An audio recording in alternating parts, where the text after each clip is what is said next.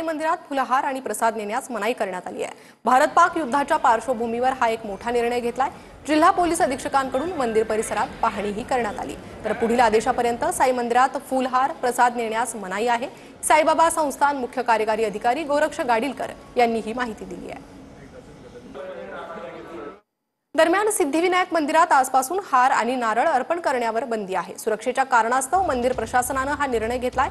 मंदिर प्रशासनाच्या निर्णयाला भाविकांनी सहकार्य करण्याचे आवाहन करण्यात येत आहे। याचा आढावा घेतलाय आमच्या प्रतिनिधींनी।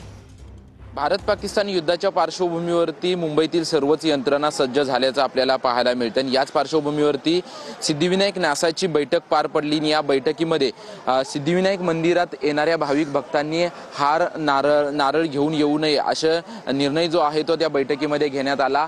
8 मे रोजी ही बैठक सर्व न्यासाची पार पडली आणि त्या बैठकीत हा निर्णय झाल्यानंतर आज 11 मे पासून हा नियम जो आहे तो लागू करण्यात आलेला आहे। त्याच्यामुळे सिद्धिविनायक न्यासाच्या वतीने सर्व भाविक भक्तांना विनंती करण्यात आलेली आहे की सिद्धिविनायक मंदिरात दर्शनासाठी येत असताना हार आणि नारळ घेऊन येऊ नये अशी विनंती जी आहे ती न्यासाच्या वतीने करण्यात आलेली आहे आणि केवळ जास्वंदीची फुलं आणि दुर्वा हेच केवळ बाप्पाच्या चरणी अर्पण करण्याची मुभा जी आहे ते सर्व भाविक भक्तांना असणार आहे।